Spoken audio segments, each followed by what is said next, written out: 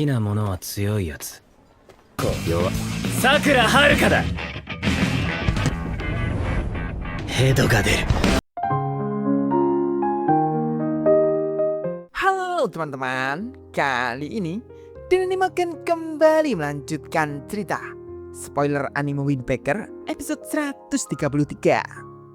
Tapi jangan lupa, bila teman-teman yang baru datang di channel ini, untuk tinggalin jejaknya.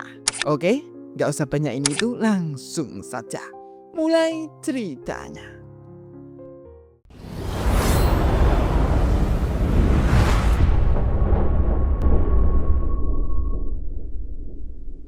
Kini memperlihatkan suasana di kota kosmopolitan. Terlihat bapak-bapak yang sehabis meminum, dia akan pergi. Dia mengatakan, "Terima kasih, aku sudah kenyang."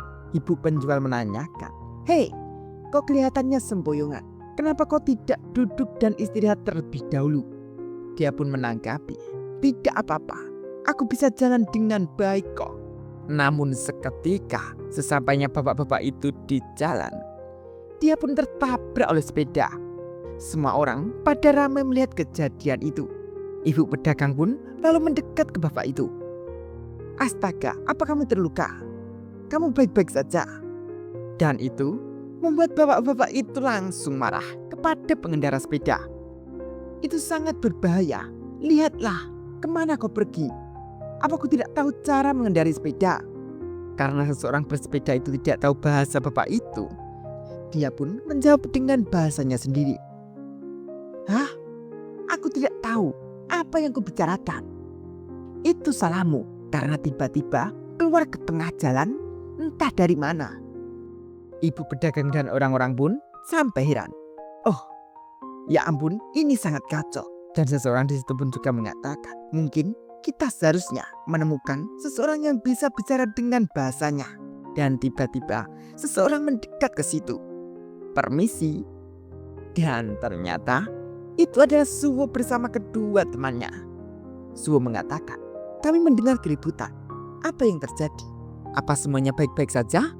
Seketika Suwo lalu ngomel saja kepada kedua orang itu. "Nguyen, aku selalu memperingatimu untuk mengurangi kecepatan. Lisan, Anda meminum terlalu banyak lagi. Bukankah sudah kubilang kurangi meminum? Jalannya sempit di sini. Jadi harap berhati-hati. Jangan meminum terlalu banyak. Itu tidak baik untukmu." Ibu pedagang pun mengatakan, "Syukurlah, sangat membantu memiliki kalian semua di sini." Dan seseorang juga mengatakan, "Sorry, maaf dengan masalah ini." Teman Suwo pun menjawab, "Tidak masalah." Dan ini yang lucu, bocil yang memungut apel milik seorang pengendara sepeda itu, dengan memegang apel itu dengan bersiul-siul, itu pun dilirik oleh Suwo. Suwo yang menghela napas lalu mengatakan, "Minju, sini kembalikan." Bocil itu mengatakan, "Ini bukan seperti yang kamu pikirkan. Aku menemukannya." "Maaf." Setelah beberapa saat, suasana pun lalu membaik. Dan terlihat Suwo dengan kedua temannya akan pergi. Teman Suwo ini mengatakan, "Pasti ada sesuatu yang terjadi dengan otakmu itu." Suwo menanggapi, "Kamu tahu lebih dari satu bahasa juga." "Bajus?" "Oh, ternyata ini namanya Bajus, bre." Temannya yang satu lagi mengatakan, "Dwi bahasa Dirat Canpuru, jelas sekali ada yang salah dengan otakmu." Mendengar itu, Bajus pun seketika langsung marah. "Rakta, kau sialan. Berapa kali harus ku bilang ini padamu? Jangan bandingkan aku dengan kalian berdua monster-monster itu." Suwo pun melerai. Sudahlah." Rakta pun kembali mengatakan, "Jika kamu punya waktu untuk menggonggong seperti anjing, kamu punya waktu untuk belajar." Mendengar itu membuat Bajus marah kembali. Mereka pun lalu melanjutkan perjalanannya. Dan terlihat mereka sudah sampai di gerbang murid arus merah. Mereka pun lalu masuk saja. Dan terlihat anak-anak di dalam sedang berlatih dengan keras di tempat itu.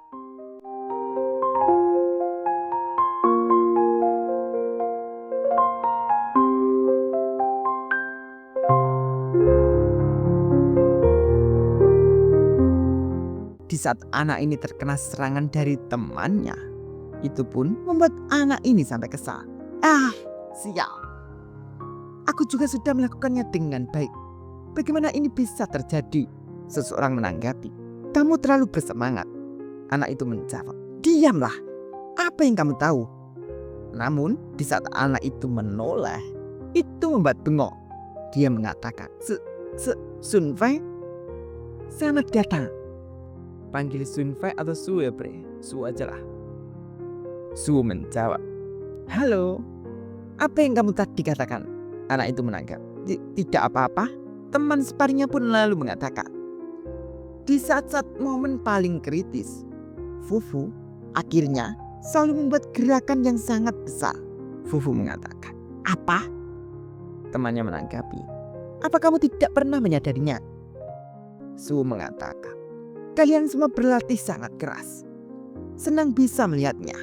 Fufu lalu menanggapi, tentu saja ketika kami berumur 15, kami juga akan mendukung Raksan Puru. Itu pun membuat Suwo tersenyum. Suwo lalu mengatakan, tapi jangan lupa untuk belajar juga ya. Fufu menanggapi, aku sedang belajar. Suwo mengatakan, kalau gitu ayo kita mulai sebuah kuis dengan cepat. Anak-anak menanggapi, sekarang juga. Dan anak-anak yang sedang berada di lantai atas melihat kedatangan Suwo itu membuat mereka terkejut. Hei, itu Sun Fei. Akhir-akhir ini kamu selalu pulang begitu awal. Oh, kami sangat senang. Itu pun membuat Suwo lagi-lagi tersenyum. Bajus pun tak mau ketinggalan, mengatakan, baiklah anak-anak, aku akan berlatih dengan kalian. Sekarang bersiaplah. Fufu menjawab, tidak, makasih. Itu pun membuat Bajus sampai kesal. Apa? Fufu menanggapi, yang kamu lakukan hanyalah melempar kami ke udara. Bajus pun menanggapi, musuh-musuhmu tidak akan bersikap lunak pada kalian, bocah-bocah nakal. Mereka akan selalu menyerangmu dengan semua yang mereka miliki. Rakta pun lalu mendekat dan mengatakan, orang bodoh sepertimu hanya tahu satu gerakan. Itu tidak akan membantu pelatihan mereka. Itu pun membuat Bajus sampai kesal.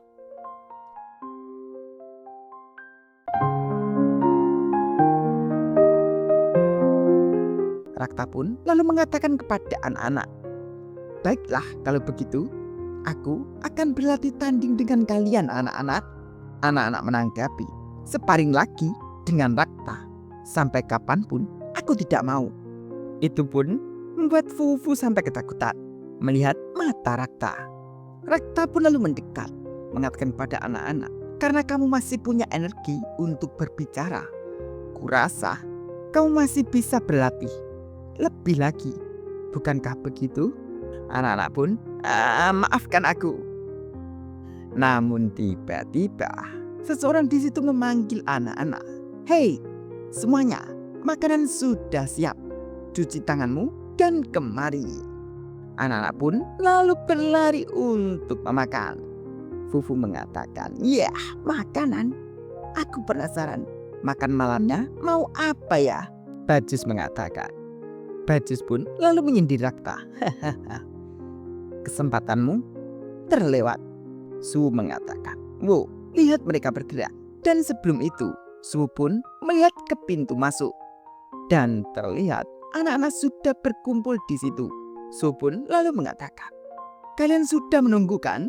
Ayo masuk. Mereka semua pun lalu masuk, diajak untuk makan. Fufu yang sudah duduk dan akan makan. Dan di depannya ada bocil yang bernama Anan.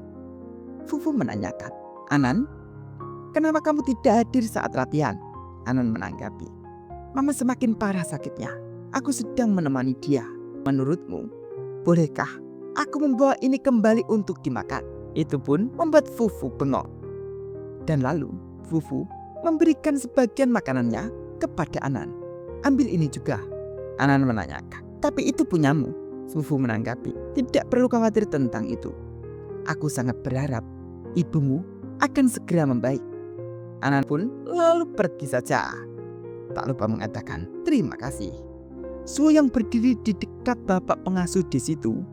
Suo mengatakan, makan malam hari ini kelihatannya sangat enak. Terima kasih karena selalu memasak. Bapak itu pun lalu menanggapi, ayolah, kamu tidak perlu berterima kasih padaku. Tapi kami sangat sering mendatangi anak-anak dari luar yang datang ke sini untuk makan. Yang tadi bisnis juga lagi tidak bagus. Ini agak sulit. Suo menanggapi, aku sangat minta maaf. Bapak itu mengatakan, oh, jangan begitu.